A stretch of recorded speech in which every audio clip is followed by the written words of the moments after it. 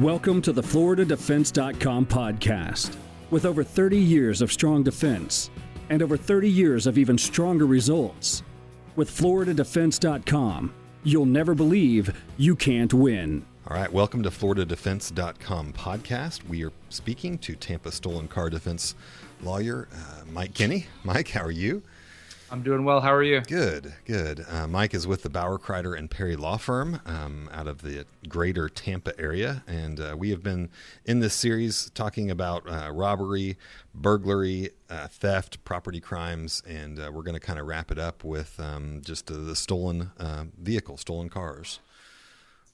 So in the state of Florida, stolen cars is characterized as a grand theft of a motor vehicle. Anytime a person takes a car or endeavors to take a car, he commits a third-degree felony. Doesn't depend on the value of the car at all. It's no. Just okay. You can steal a Hyundai or you can steal a Cadillac, and it's basically the same punishment. Okay.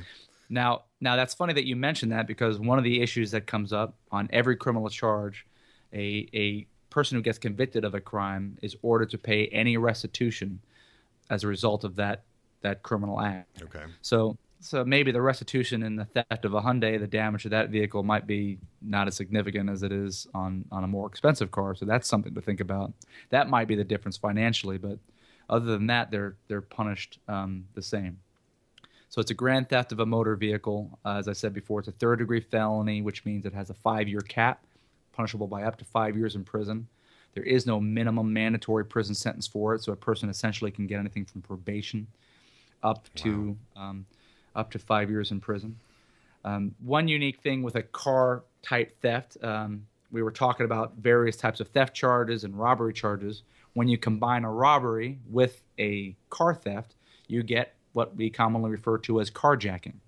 And in Florida, statute 812.133, there's a carjacking statute. And carjacking is the taking of a motor vehicle, which may be the subject of a theft, for instance, from someone else, and that a person uses force, violence, or assault, or putting in fear. So almost the same exact reading that the robbery statute has. Most of the time, when I've handled carjacking cases, both as a prosecutor and otherwise, I usually see some type of weapon is used. And that's significant, because if a firearm or other deadly weapon is used, then a carjacking is a felony of the first degree, punishable by imprisonment, not exceeding life, meaning punishable by life. So if a person uses a gun, or if a person uses a knife or any other object to take a car from another individual, that person has just graduated into a punishable by life felony.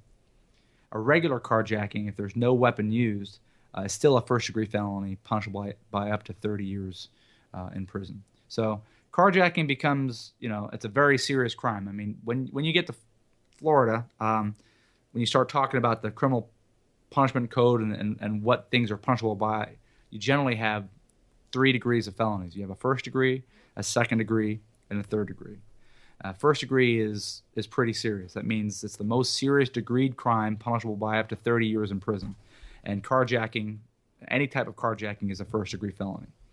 Then you can do something to go past that 30-year cap and make it a life felony, and that's if you're using a firearm. So carjackings are punished very severely. I can remember when I was a prosecutor years and years and years ago. You kind of see this, like I said, like robberies or crimes of desperation. Some elderly woman was getting out of her car in a grocery store to go shopping. Another person got inside the car and began to drive off, but the woman, unfortunately, wasn't able to get herself unhinged. Either her purse, if I can remember correctly, somehow got hooked into the car, and this person drove and ended up dragging her behind the car for some period of time. So now I can remember being a prosecutor. The first thing prosecutors see is, wow, carjacking. That is serious, and the prosecutor's going to come at you pretty seriously. And then add to that any damage or harm by another person, and needless to say, this person faced a very significant term of years in the Department of Corrections. And it's one of those cases that, if you're involved in something like this, you're going to want to make sure that you have somebody who knows what he's doing, who knows the differences between the degrees and what the state has to prove to establish a carjacking, and how this can be resolved most favorably. Well, could you think of maybe one of the most interesting cases that you've worked? Yeah, the most interesting case that was probably theft related. And I've had plenty of theft related cases on the defense side, and quite frankly, it's a lot of what I do, especially when you start to get into some of the white collar thefts. Right. But those aren't always exciting. For some reason, as a prosecutor, you get to see the most exciting stuff because you see everything. Right. The difference between a defense lawyer and a prosecutor is a prosecutor sees every case there is. The defense lawyers see, the cases that come to him. Yeah.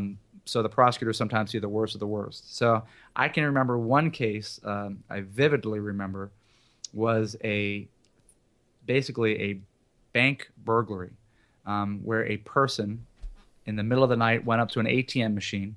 And the thing about ATM machines is they all have video recording.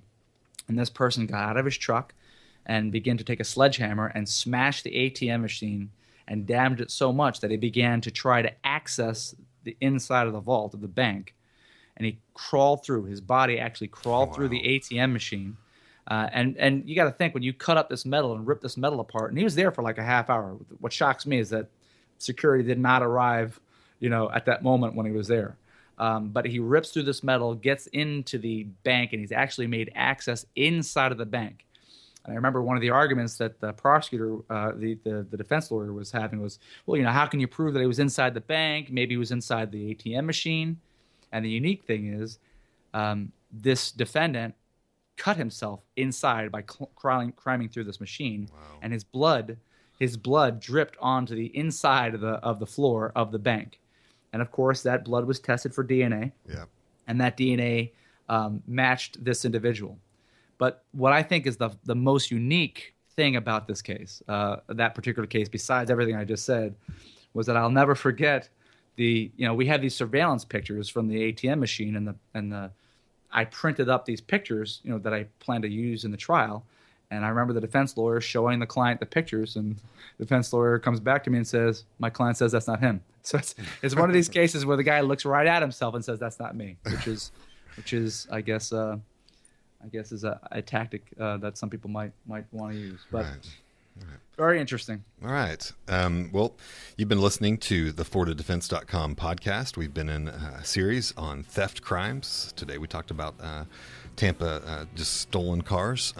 And you've been speaking to Tampa stolen car defense lawyer Mike Kinney, the Bauer, Kreider, and Perry law firm. Join us for our next series of podcasts at FloridaDefense.com. Thank you for listening to the FloridaDefense.com podcast. Our firm has over 130 years of combined legal defense experience. Strong defense, stronger results. Consultations are free. Visit FloridaDefense.com today.